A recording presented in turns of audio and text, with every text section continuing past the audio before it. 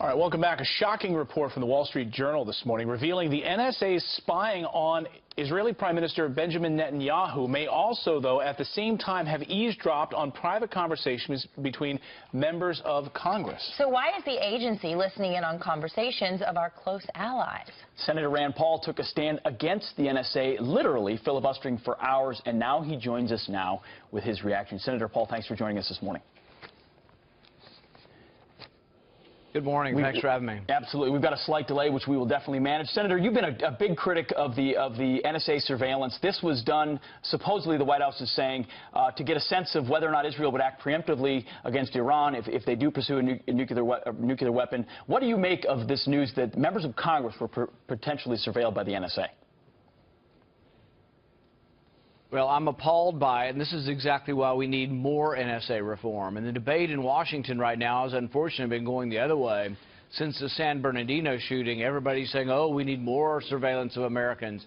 In reality, what we need is more targeted surveillance. I'm not against surveillance, but I am against indiscriminate surveillance. And also, this is not unusual.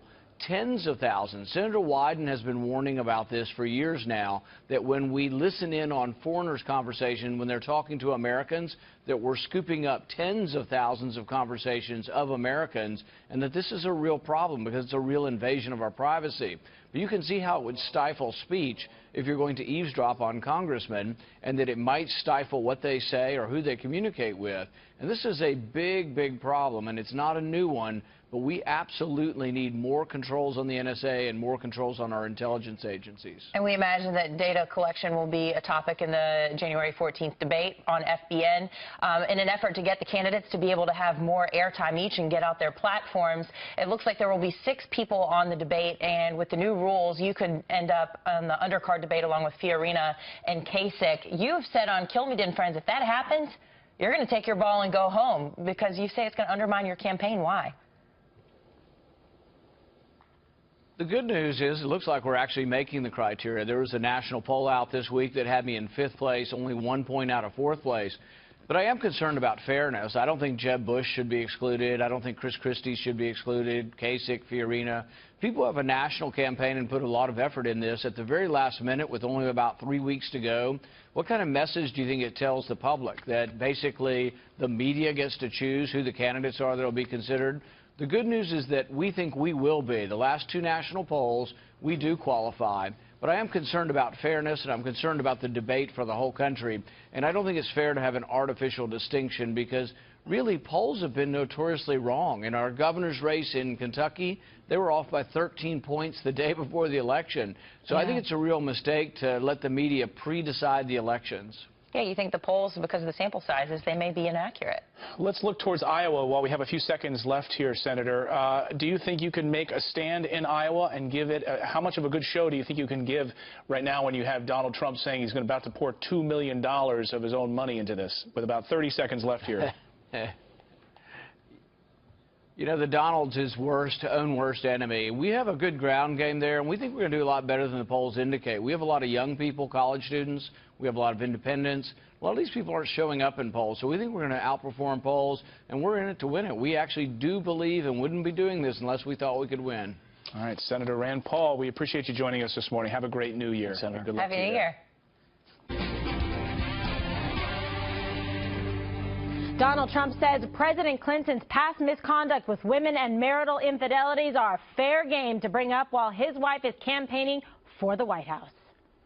But there was certainly a lot of abuse of women, and you look at whether it's Monica Lewinsky or Paula Jones or many of them, and that certainly will be fair game. Certainly if they play the woman's card with respect to me, that will be fair game. His fellow GOP candidates are united with him. Every past president is fair game. The fact that one of them happens to be married to a presidential candidate doesn't change that. Of course Bill Clinton's fair game. He's a former president. You know, I don't think it's Hillary's fault that her husband had serial infidelities. What Bill Clinton did with Monica Lewinsky, even though it was consensual, it would have caused him to be fired from any major corporation in the country. And so I think that's a legitimate discussion. All right, a little bit of flashback there. Will it backfire on Republicans if they remind voters about Bill's history? Clintonista Howard Dean thinks so. Here's the problem for Trump. Trump is, we all know, he's the master of this kind of stuff. There's one person in America who is clearly better than Trump, and his name is Bill Clinton. Bill Clinton is not going to take him on directly. He'll do what he did to Newt Gingrich in the Congress when they impeached him. He'll flip it around. He'll do jiu-jitsu, and whoever takes on Bill Clinton is going to look like an imbecile. Coming from the screamer. Okay, thanks, Howard Dean. We'll listen to you for sure. You like that? That's my best Halloween impersonate. You even like that. A Democrat, you're cracking up at it. So. I'm cracking up at you too. Yeah. Yeah, well, it is legitimate. Go after him. It's great. I think it's dumb politics because he's the most popular politician around, and I think it's kind of stupid to attack a wife for her husband cheating on her, but God bless, go to town. But she's bringing it up against him to say, hey, you're a sexist, but it's like, hey, throwing stones, be careful. Listen, what Clinton did with Monica Lewinsky, and again, I know it was consensual, I actually agree with, I think it was Rand Paul, the way they treated her was horrible, and she continues to pay the price 20 years later, and she was young and stupid and made a mistake, and the fact that she continues to have this cloud over her, my heart goes out to her and Paula Jones and everybody else. Having said that, it's very, very hard to say that Hillary Clinton, as the wife, who was the one that was cheated on, somehow was responsible for the fact that her husband stepped at her. And, so let me just finish this point, it's very hard to say, well, she stayed with him, so you have to judge her for it. A lot of women make that decision. That's really, what happens in a marriage, you really can't judge, and so I don't think it's smart politics to do it. See, I think it's slightly more nuanced than that, because what they're saying is you can't stand there as Hillary Clinton and wag your finger at someone and call them a sexist and call them a womanizer or call them to say that they don't respect women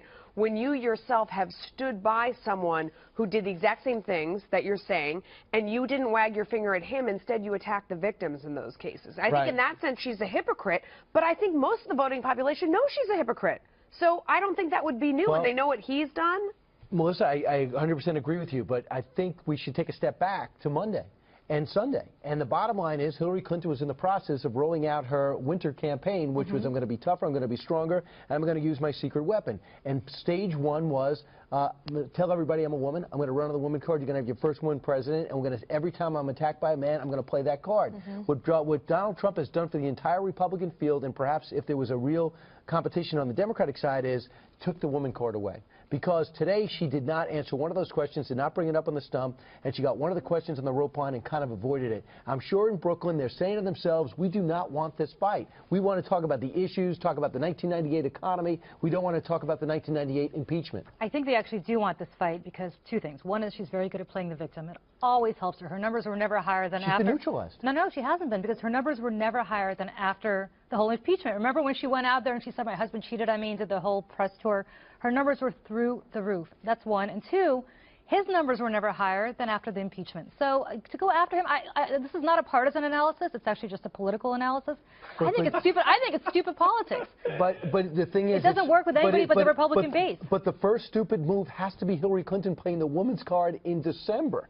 She's playing the card, and Donald Trump says, wait a second, you can't play the victim and act like females have had the short end of the stick for the longest time, when the person who gave a woman the short end of the stick throughout the late 90s and throughout his governorship was your husband. Yeah, and she has been throwing like the gender card, you know, I'm HRC, hear me roar, I can bring home the bacon fried up in the pan, and push the Benghazi video. Yeah, and you know, Donald Trump makes it look easy, doesn't he? It's unbelievable that Republicans fumble this issue, and he just kind of, he's able to brush her back. And that's all it is, Julie. It's not about, you know, yes, she's always played the victim well, but it's about Bill Clinton. He's the secret weapon. She's going to pull him out, and this neutralizes him. Now when he gets out on the stump to stump for Hillary, he's not President Bill Clinton. He's serial abuser Bill Clinton. It's brilliant. This is all baked in. This stuff has been out there about him for the last 25 years, and it hasn't affected his numbers. I predict to you right now, in fact, I will come back and I'll buy each of you a round of drinks.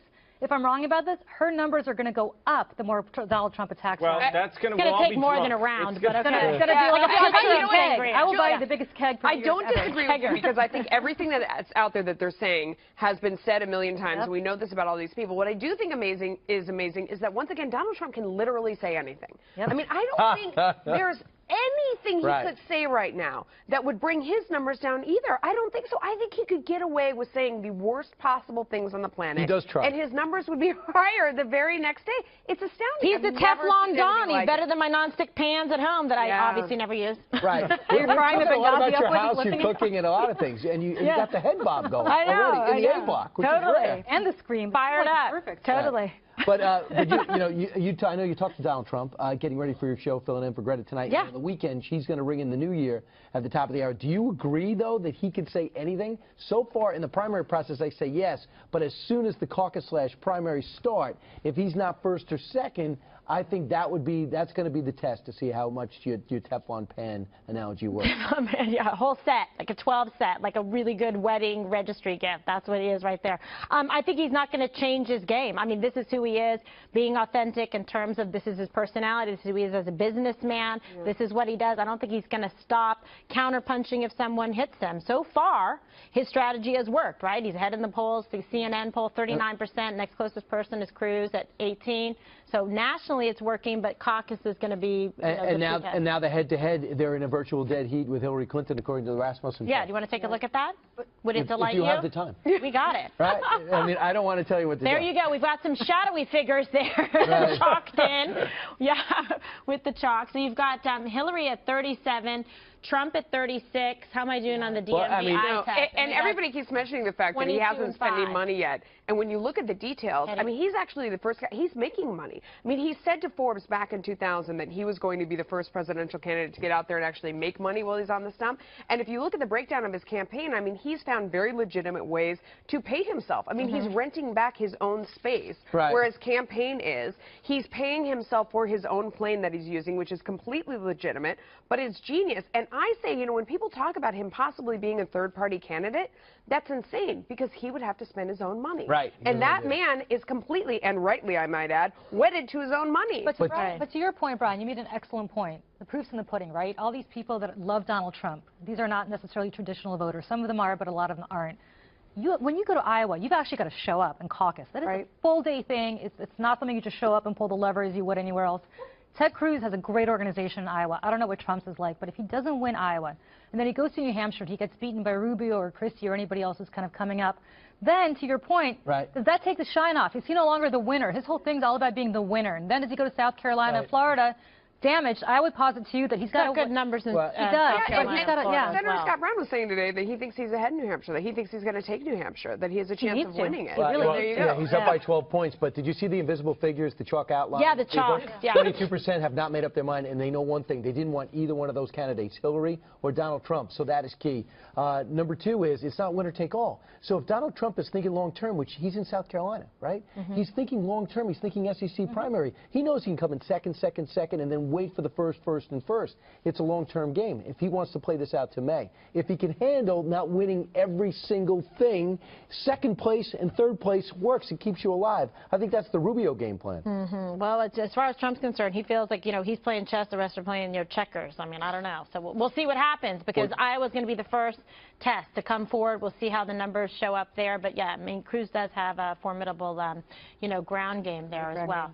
Tommy Tom. Well, the amazing thing is that after all the, you know, so-called controversies and the shocking things Trump has said, he's polling even with Hillary Clinton. The whole thing about the Democrats were saying, oh, we can't wait to run against Donald Trump. Julie, you've been saying that. Oh, we would love it if he's the nominee. But I still do. I can't wait. Donald Trump is going to have unsuspected constituencies all over the country. I see it with these people. All these people are supposed to be anti-Trump. There are Hispanic janitors out there who are saying, oh, I like Trump. Oh, yeah. The ones that he wants to deport, those guys? Listen, people laugh at it, but it's true. His base is blue collar. His yes. base is a blue collar. And, he's right. I get stopped all the time. I got Yeah. stopped in New York. They're like, hey, we know you. I go, you know me? And then I, you know, was like kind of undercover, whatever, just like not looking glamorous, right?